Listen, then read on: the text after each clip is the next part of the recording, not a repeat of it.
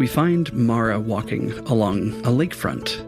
This is a place that she knows and recognizes, but chooses to avoid quite a bit. She had a thing with her Porsche in the shop, and so is begrudgingly walking to meet Aubrey in Haglin Hill. And usually this path is really gorgeous. It brings in tourists and things like that. It's, a famous little trail. But this is a place that she will choose to avoid if she can, and is surprised at the overwhelming pit in her stomach and negative emotions and fear and anxiety that she doesn't usually feel very often anymore kind of overflow. And she kind of has to take a minute and stop her head from spinning and her hands from getting tingly and her nervous energy kind of taking over, because that's something that she never was suspect to. She's not an anxious person. So this catches her off guard. So she tries to kind of breathe and get in touch. She's feeling the cool leather on her jacket. She's shuffling around in her boots as they have gotten admittedly a bit dirty walking, but she doesn't totally mind that. But it's feeling the breeze on her cheek, hearing the sounds, and looking over at the lake that she cannot escape this memory as it floods back to her. What is this memory that that's giving her this anxiety? Yes. So uncharacteristic. I know. Well, so there was one day, it was a kind of winter into spring March day, her freshman year of high school. And she's at this new school, a private school that was picked out by her mother. And she no longer is going to school with most of her friends, and gets picked up by their driver, Skylar, to take her home back to Cliffside. The school is in Greencliff. It's, of course, the best school in town. It was very easy for Mara to fit in and do well at school, as she's so smart. But the social thing is coming along. There are different kinds of friends than she had before. They're more kind of like her mother than like her, but that's not totally a bad thing. And so she is feeling a little strange and is a little bit missing the kind of life that she had before that was a lot more fun and carefree, and the friends that she felt like she could really relax with. So she is taking a walk. The school day is done. Skylar usually picks her up right out front. He's not there right away, so she decides that she's going to take a little stroll and we'll just be back, and knows that he'll find her and that can be worked out. So she starts walking from Greencliff towards this lake trail on her own, and is kind of taken in by the peace that she feels being near the water, and sort of feels like all of the doubts that she had about her new friends and if she's in the right place at school kind of go wash away in this place, as she feels a little bit more grounded and more powerful. And that's a feeling that is new to her, but it's not unwelcome. As she's feeling this power, as she's feeling this peace, the wind picks up and blows her hair back from the water as she's looking out at it, and she hears a footstep in the leaves and the branches behind her. And I sort of turn around, and it's this figure that's not human. Not human. She's tall. Her skin is olive brown. Her hair is black and curly. It's pulled up into two sort of meatball-style buns at the side and back of her head. And in her eyes, there is fire. That's the thing that catches your attention first, is the fire in her eyes, the fury in her eyes, as she looks down on you, standing a full 7 feet tall. As your eyes travel down, you see that she is wearing a breastplate, pounded out of silver or some silvery metal. It gleams and reflects a fearful face back at Mara. Your gaze continues to travel down, and she holds in her right hand a bladed whip. With her left, she points to Mara and says, "This punishment is for you, but die knowing that you did not earn it." And she draws back her right hand to send this whip flying towards Mara. And in a moment of frozen, trying to do anything to defend herself, she just yells out, "Get back!" and the sound is like knives. And she kind of stumbles after she said this and feels like all of her energy is depleted and doesn't even recognize her own voice. It was a growl. It was monster-like that came out of her purely on instinct, and yet it sends this thing back, and it listens to her. The camera stays in one place, and Mara runs off along the trail, back towards where she was supposed to meet Skylar, and pulls back in as Skylar delivers Mara to her home. The entire time, Skylar and the other staff that work for her mother don't really speak to Mara very much. But even she's trying so hard to hide the shakenness because this thing went as quickly as it came. And she saw the fire gleam even harder as the thing knew that it was against its own will leaving her alone. And I think the part of the memory that sticks out to her the most now, and so much so that she replays it over and over and over again in the car ride back to her home, is the moment where this thing looked at her after she had told it to get away from her. And the flame grew to the point where she thought this thing was going to come back and actually kill her and finish the job. But then it looked at her again and decided not to, and vanished as quickly as it came. And that's what haunts her, is the choice. What would have happened if that thing tried to attack her again? Would she have killed it? Because it was a vicious thing that came out of her that was new and scary.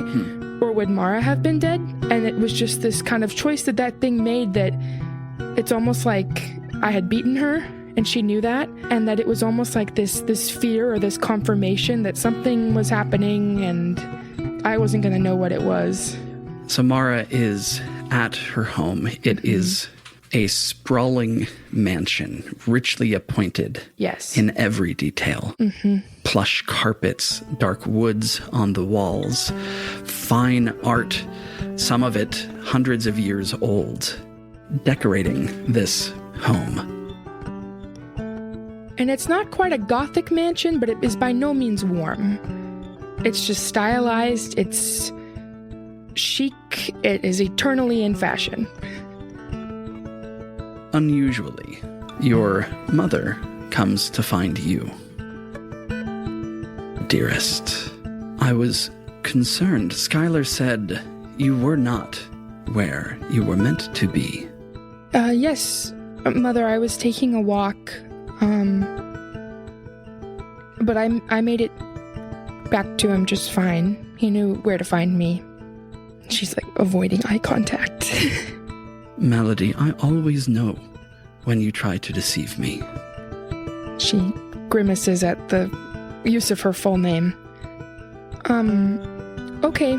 Yeah, if we could, if you have time, there was something that happened that I think maybe I should talk to you about.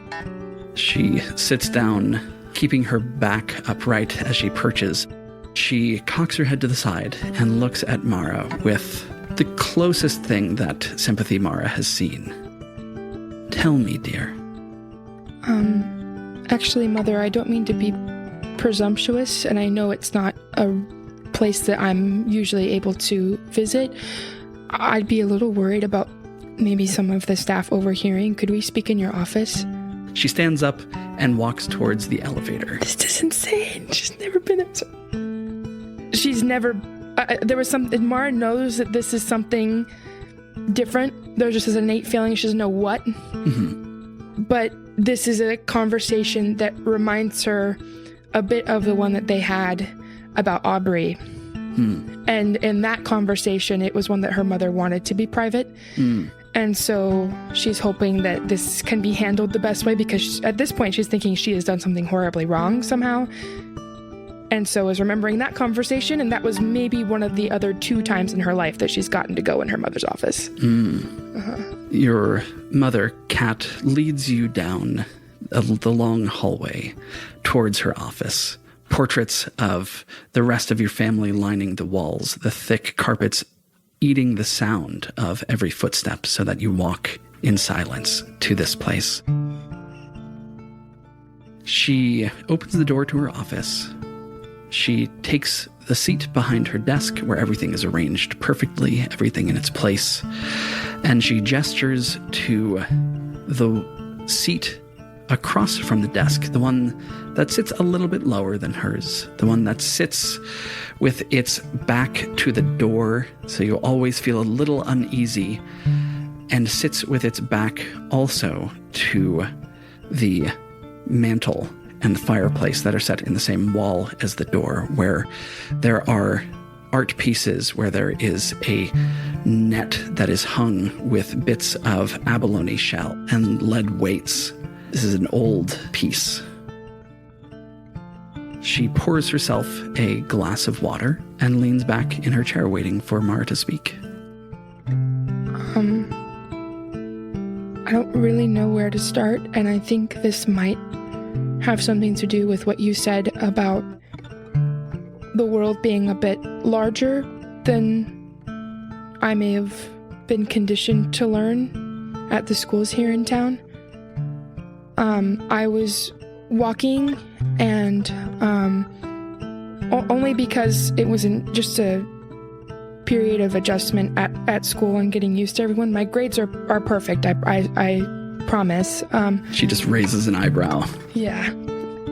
It's not about that, and actually the girls at school really like me, so it's not an issue there. I just kind of was drawn to the lake a little bit. I haven't felt that before, but I just felt this like overwhelming, like I was really hungry for it. And so I walked over there, and actually all of the kind of nervousness I was feeling went away. But then this, she kind of hesitates, woman was behind me, and at first I thought it was fine. As you've said, finding another woman out in the world is safer than finding a man when you're in trouble, but she was looking at me, and it was almost like there was fire instead of a pupil in her eyes, like instead of having blue eyes, like... Your mother sits up and leans forward. Describe her. Spare no detail. She had a darker complexion, dark hair.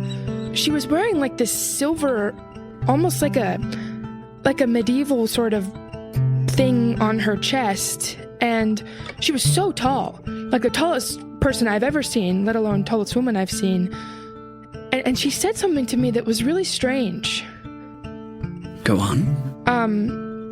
Something about this punishment is not for you, but that I would die knowing that I didn't do anything wrong. I don't really remember. And then she had this like weapon, and she was gonna hurt me, and then I stopped. Describe the weapon.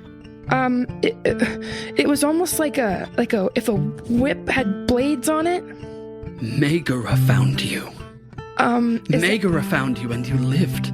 Is that in like another aunt or something that we don't talk to anymore? Daughter, this is incredible. I was quite scared actually, so I don't know if it was... I mean, that was all terrifying, but Mother, the worst part was that I told her to stop and she listened to me. Well, of course she did. What do you mean?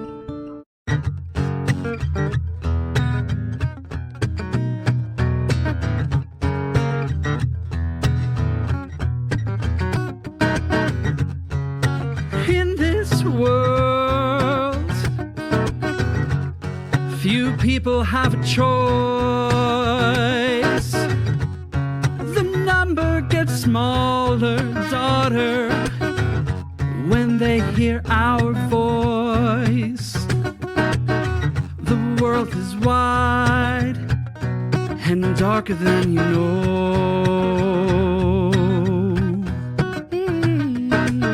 The world is wide, but you can shape it as you go. So, daughter, open up your mouth and let me hear you sing. If you are saying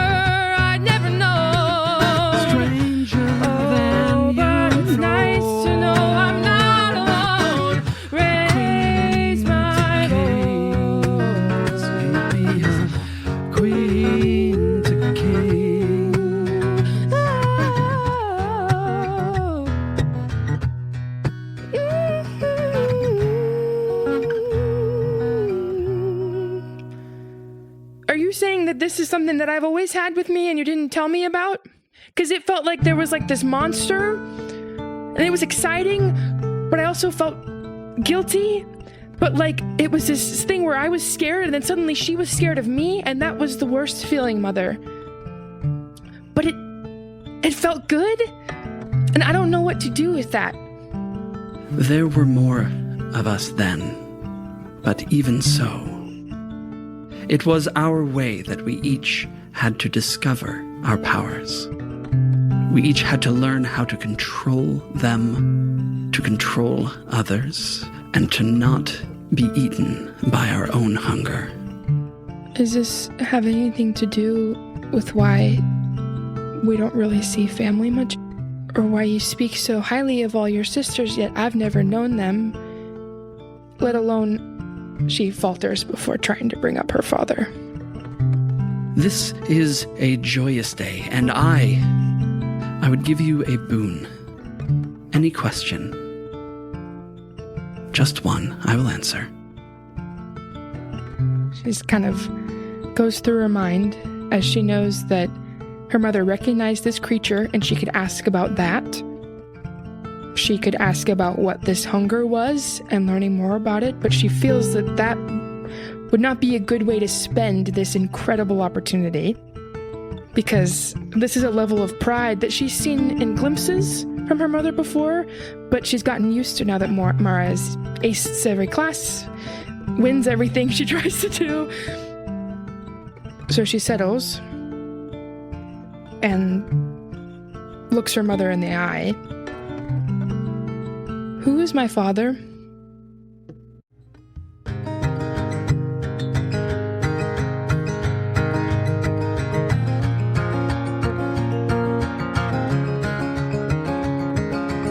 When the world was younger, when stories were new, when the seas were bluer, when myths were true, there was a man who strode into the sea. The first man who ever resisted me. Oh, his eyes were blue and his smile was warm, and he made my heart beat and my stomach turn like a storm.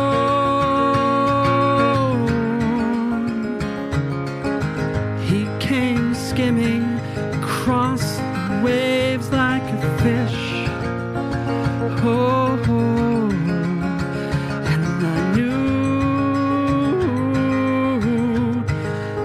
if I could get my wish, we'd be together, sailing over the waves, sailing over the waves.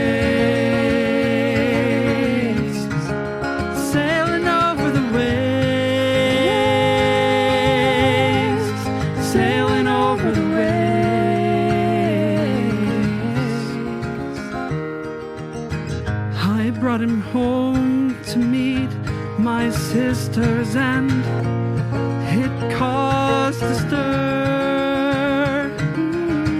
Your Aunt Fee stood by me and defended my world. I knew it would cause trouble, that it would cause a ruckus, but I didn't care, and Fee and I struck out across the ocean with my husband Glaucus.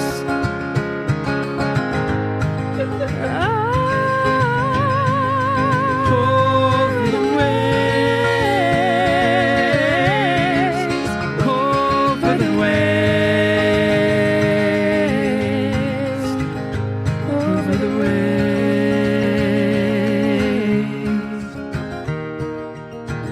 The years between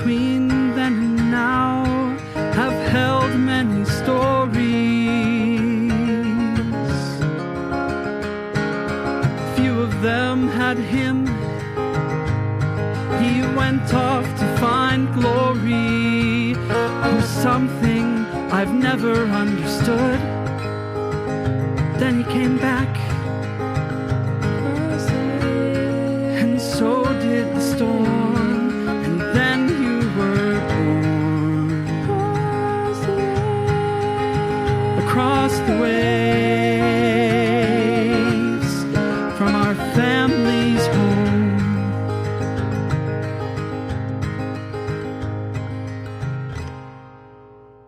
She stands up, walks across her office, picks up the net from on the wall, hands it to Mara.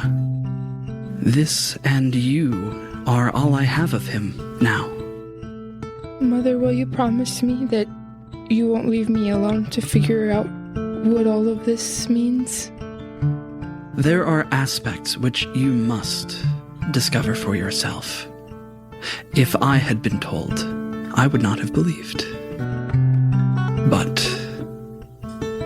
and she smiles at you with this intense grin that looks like a shark. Hear me, daughter. Be they god or mortal, anyone who dares harm my little girl will drown in their own tears. And with that, the memory, she's out of it. She's back, looking at the lake, takes a deep breath, and keeps on walking.